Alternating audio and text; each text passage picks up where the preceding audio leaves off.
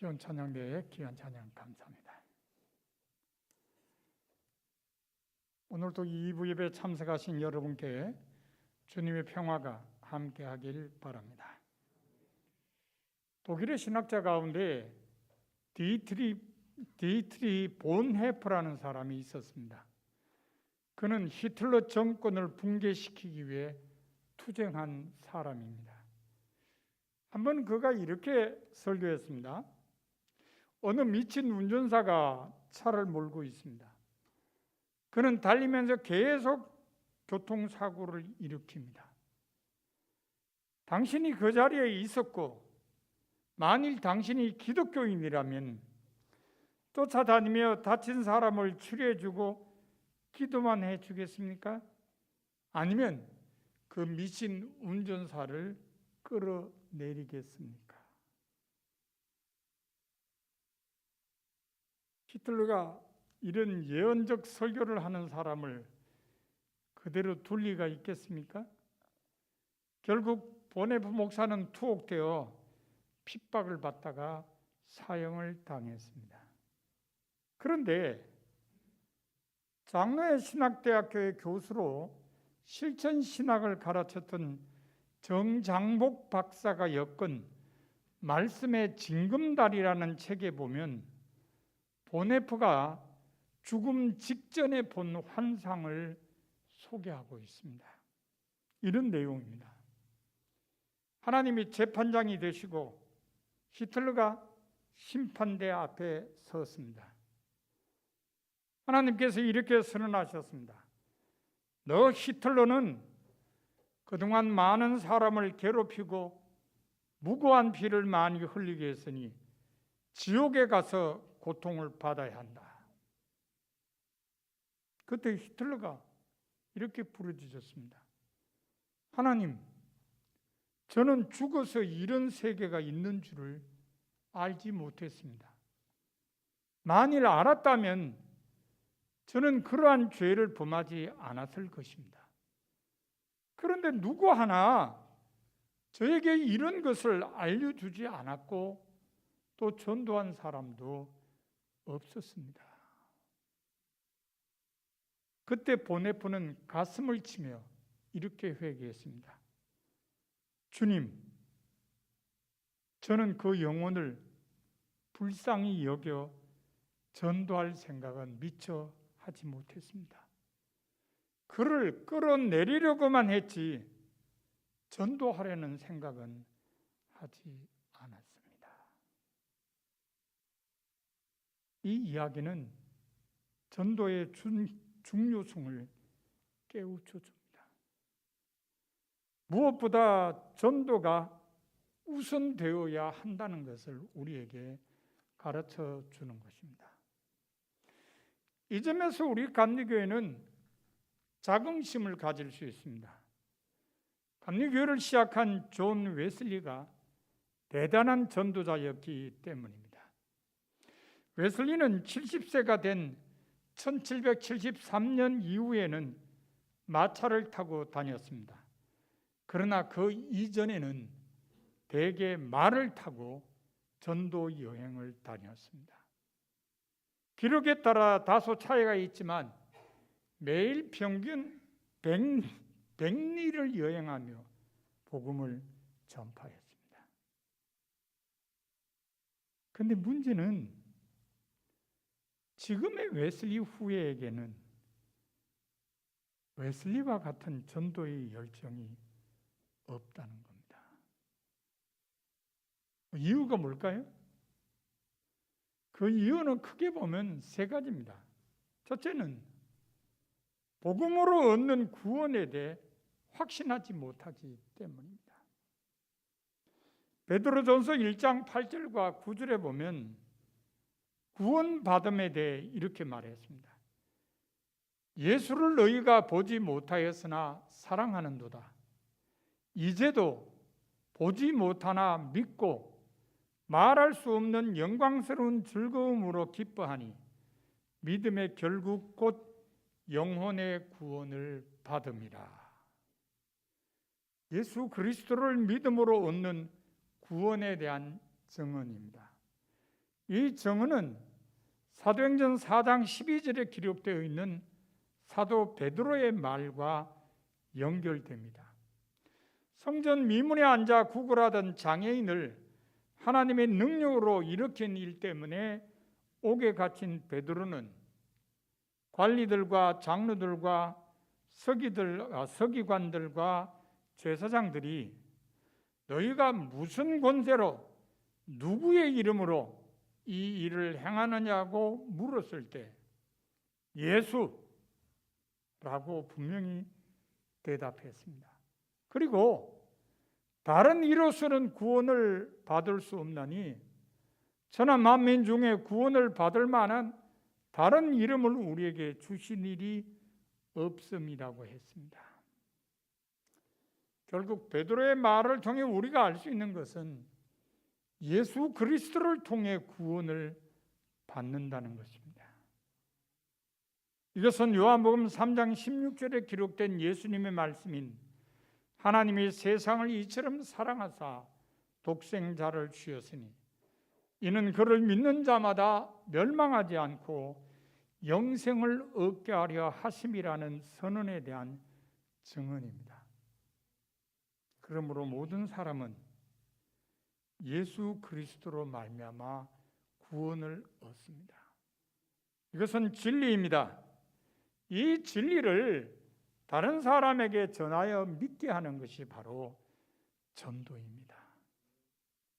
그런데 문제는 지금 전도를 해야 하는 사람들에게 이 진리에 대한 확신이 없다는 것입니다. 그래서 전도에 대한 열정이 사라졌습니다. 전도에 대한 열정이 없는 두 번째 이유는 전도에 대한 이해가 부족하기 때문입니다. 전도는 기회가 있으면 하고 그렇지 않으면 할 수 없다고 생각한다는 것입니다. 하지만 마태복음 28장 19절과 20절에 보면 예수님께서 이렇게 말씀하셨습니다. 너희는 가서 모든 민족을 제자로 삼아 아버지와 아들과 성령의 이름으로 세례를 베풀고 내가 너희에게 분부한 모든 것을 가르쳐 지키게 하라. 사도행전 1장 8절에서도 이렇게 말씀하셨습니다. 오직 성령이 너희에게 임하시면 너희가 권능을 받고 예루살렘과 온 유대와 사마리아와 땅끝까지 이르러 내 증인이 되리라. 이것은 예수님의 마지막 말씀으로 명령입니다. 해도 되고 하지 않아도 되는 것이 아니라 반드시 해야 하는 일입니다. 그러므로 전도는 모든 그리스도인에게 주어진 사명입니다. 누구도 회피할 수 없는 일이라는 말입니다. 그런데 문제는 지금 전도를 해야 하는 사람들에게 전도가 사명이라는 이해가 없다는 것입니다. 그래서 전도에 대한 열정도 사라졌습니다. 전도에 대한 열정이 없는 세 번째 이유는 상에 대한 기대가 부족하기 때문입니다. 하나님 앞에 설 때 받을 칭찬과 상에 관해 무관심하다는 것입니다. 마태복음 19장 21절에 보면 내가 무슨 선한 일을 하여야 영생을 얻으리까라고 물은 부자 청년에게 예수님께서 이렇게 대답하셨습니다. 네가 온전하고자 할진대 가서 네 소유를 팔아 가난한 자들에게 나누어 주라. 그리하면 하늘의 보화가 네게 있으리라. 하늘의 보화가 네게 있으리라. 하나님 앞에 설 때 받을 상에 대해 관심을 가지고 살아야 함을 깨우쳐 주신 말씀입니다. 그래서 요한계시록 2장 10절에 보면 밖에 속에 있는 서문화 교회에게 편지하기를 네가 죽도록 충성하라. 그리하면 생명의 멸관을 네게 주리라고 했습니다. 하나님 앞에 설 때 받을 상을 기억하며 지금의 역경을 이겨내라는 말씀입니다. 그러므로 무엇을 하든지 하나님께서 주실 상을 기대해야 합니다. 전도도 마찬가지입니다. 그런데 문제는 지금 전도를 해야 하는 사람들에게 이런 상에 대한 기대가 부족하다는 것입니다. 그래서 전도에 대한 열정이 사라졌습니다. 이런 점에서 바울은 우리에게 참 좋은 본을 보여주었습니다. 바울이 보여준 첫 번째 본은 복음으로 얻는 구원에 대한 확신입니다. 로마서 1장 16절에 보면 바울은 이렇게 말했습니다. 내가 복음을 부끄러워하지 아니하노니 이 복음은 모든 믿는 자에게 구원을 주시는 하나님의 능력이 됨이라. 먼저는 유대인에게요, 그리고 헬라인에게로다. 이 구절에 의하면 바울에게는 복음으로 얻는 구원에 대해 강한 확신이 있었습니다. 그것이 바울을 위대한 전도자가 되게 했습니다. 오늘날도 마찬가지입니다. 복음으로 얻는 구원에 대한 확신이 있어야 비로소 전도자가 될 수 있습니다. 복음으로 얻는 구원에 대한 확신이 없다면 결코 전도자가 될 수 없습니다. 개신교 선교사들이 우리나라에 들어올 수 있도록 고종 황제로부터 교육과 의료 사업에 유은혜를 얻은 사람은 맥클레이 선교사입니다. 맥클레이는 일본에 와 있던 감리교회 선교사였습니다. 그가 1884년 6월 24일에 우리나라에 들어와서 2주간을 머무는 동안 부인과 함께 2번의 주일 예배를 드렸습니다. 한 번은 마태복음 5장을 읽었고 또 한 번은 이사야 52장 7절을 읽었다고 합니다. 마태복음 5장은 우리가 잘 아는 대로 산상수훈의 말씀입니다. 그런데 이사야 52장 7절의 말씀은 이렇습니다. 좋은 소식을 전하며 평화를 공포하며 복된 소식을 가져오며 구원을 공포하며 시온을 향하여 이르기를 네 하나님이 통치하신다 하는 자의 산을 넘는 발이 어찌 그리 아름다운가. 이 구절에서 산을 넘는 발이 아름다운 이유가 무엇입니까? 바로 구원의 복된 소식을 전하기 때문입니다. 맥클레이가 이 구절을 읽었다는 것은 그도 복음으로 얻는 구원에 대한 확신이 있었음을 알게 해줍니다.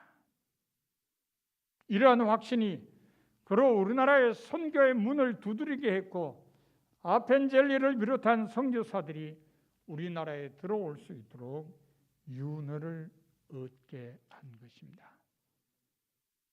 그러므로 우리 모두도 복음으로 얻는 구원에 대해 확신해야 합니다. 그래야 우리도 전도자가 될 수 있습니다.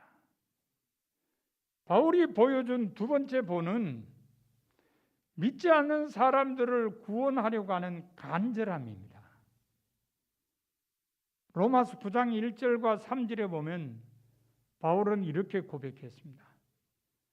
나에게 큰 근심이 있는 것과 마음에 그치지 않는 고통이 있는 것은 내 양심이 성령 안에서 나와 더불어 증언하노니 나의 형제 곧 고륙의 친척을 위하여 내 자신이 저주를 받아 그리스도에게서 끊어질지라도 원하는 바로다.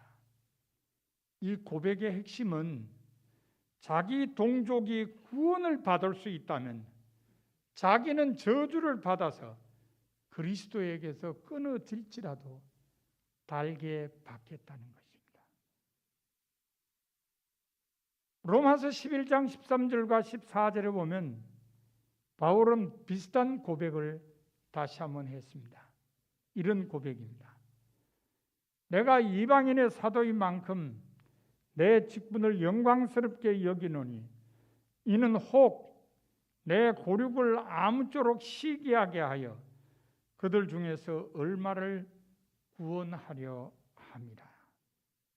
역시 믿지 않는 자기 동족의 구원을 바라는 바울의 마음이 잘 드러난 고백임을 알 수 있습니다. 이처럼 바울은 자기를 내어놓더라도 믿지 않는 사람들을 구원하려는 간절함이 있었습니다. 그것이 바울을 위대한 전도자가 되게 했습니다. 오늘날에도 마찬가지입니다. 믿지 않는 사람들을 구원하려는 간절함이 있어야 전도자가 될 수 있습니다. 만약 믿지 않는 사람들을 구원하려는 의지가 없다면 결코 전도자가 될 수 없습니다. 앞서 언급한 맥클레이 선교사가 얻은 유언을 근거로 이듬해인 1885년 4월 5일에 인천 제물포에 온 아펜젤레 선교사는 그날 이렇게 기도했습니다. 우리는 부활절에 이곳에 왔습니다. 부활절에 죽음의 장벽들을 산산이 부순 주님, 이 백성들을 속박하는 굴레를 깨뜨리시며 그들을 하나님의 자녀들이 누리는 빛과 자유로 인도하소서. 이 기도 속에 담겨져 있는 아펜젤레의 마음은 무엇이겠습니까? 바로 우리 민족의 구원에 대한 바람입니다. 우리 민족의 구원을 간절히 바라는 마음이 담겨져 있는 기도입니다. 그가 우리나라에 온 이유입니다. 그러므로 우리 모두도 믿지 않는 사람들을 구원하려고 하는 간절함이 있어야 합니다. 그래야 우리도 전도자가 될 수 있습니다. 바울이 보여준 세 번째 본은 전도가 자기 사명임을 깨달은 것입니다. 오늘 본문 16절에 보면 바울은 이렇게 고백했습니다. 내가 복음을 전할지라도 자랑할 것이 없으면 내가 부득불할 일임이라. 만일 복음을 전하지 아니하면 내게 화가 있을 것이로다. 복음을 전하는 것이 자기의 사명임을 분명하게 고백한 말입니다. 이러한 고백은 이어지는 17절에도 나타납니다. 내가 내 자의로 이것을 행하면 상을 얻으려니와 내가 자의로 아니한다 할지라도 나는 사명을 받았노라. 복음을 전하는 것이 자기의 사명임을 다시 한번 확실하게 고백한 말입니다. 복음을 전하는 것이 자기의 사명임을 깨달았기 때문에 본문 19절에 기록된 대로 바울은 모든 사람에게서 자유로우나 더 많은 사람을 얻기 위해 스스로 모든 사람에게 종이 되었다고 고백했습니다. 이처럼 바울은 전도가 자기 사명임을 분명하게 깨달았습니다. 그것이 바울을 위대한 전도자가 되게 했습니다. 오늘날에도 마찬가지입니다. 전도가 자기 사명임을 깨달아야 전도자가 될 수 있습니다. 만약 전도가 자기의 사명임을 알지 못한다면 결코 전도자가 될 수 없습니다. 바울이 보여준 네 번째 본은 전도하는 사람에게 주는 상에 대한 기대입니다. 고린도전서 3장 8절에 보면 바울은 자기를 복음을 심는 사람으로, 아볼로는 복음이 자라도록 물 주는 사람으로 비유하면서 이렇게 말했습니다. 심는 이와 물 주는 이는 한 가지이나 각각 자기가 일한 대로 자기의 상을 받으리라. 복음을 심은 사람으로서 자기가 받을 상에 대한 기대를 드러낸 말입니다. 이처럼 바울은 전도하는 사람에게 주는 상에 대한 기대가 있었습니다. 그것이 바울을 위대한 전도자가 되게 했습니다. 오늘날에도 마찬가지입니다. 상에 대한 기대가 있어야 전도자가 될 수 있습니다. 만일 상에 대한 기대가 없다면 결코 전도자가 될 수 없습니다. 제가 아직 하나님 앞에 가보지 않아서 하나님 앞에서 상을 받은 전도자에 관한 이야기는 들려드릴 수는 없지만 분명히 상을 받았을 것 같은 사람들은 아주 많습니다.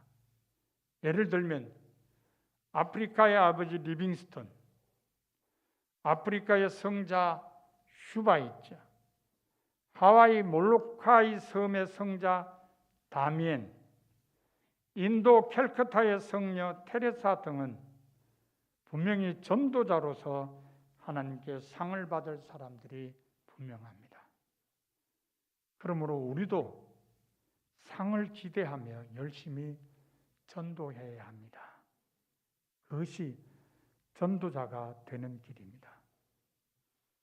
오늘 주보에 전도 대상자 카드를 넣어드렸습니다. 하나님께서 우리에게 전도자에게 주는 상을 받도록 배려하심입니다. 저에게는 전도 대상자 카드 하면 잊지 못할 분이 생겼습니다. 바로 이양란 권사님이십니다. 권사님은 매년 전도 대상자 카드를 작성하실 때 남편의 이름을 적어 내셨습니다. 하지만 남편과 함께 송구 영신 예배 참석하실 때도, 남편이 암으로 치료받으실 때도 응답이 없었습니다. 기회가 사라지는 것 같았습니다. 그러나 하나님께서는 권사님의 기도를 들으셨습니다. 권사님의 남편은 임종 직전에 세례를 받으신 것입니다. 그렇게 해서 권사님은 남편을 구원받게 했습니다. 전도 대상자 카드에 이름을 기록한 글로 시작해서 계속해서 기도함으로 아름다운 열매가 맺혀지게 된 겁니다. 사랑하는 성도 여러분, 여러분도 바울을 본받아 훌륭한 전도자가 되시기 바랍니다. 그러기 위해서 복음으로 얻는 구원에 대한 확신과 믿지 않는 사람들을 구원하려는 간절함과 전도가 자기 사명임을 아는 의식과 상에 대한 기대로 열심히 전도하시기 바랍니다. 여러분 모두 올해는 전도자가 되려는 의지로 전도 대상자 카드를 작성하셔서 열매를 많이 맺는 성도가 다 되시기를 바랍니다. 이제 말씀을 마음에 새기고 결단하는 침묵 기도를 2, 3분간 드리도록 하겠습니다.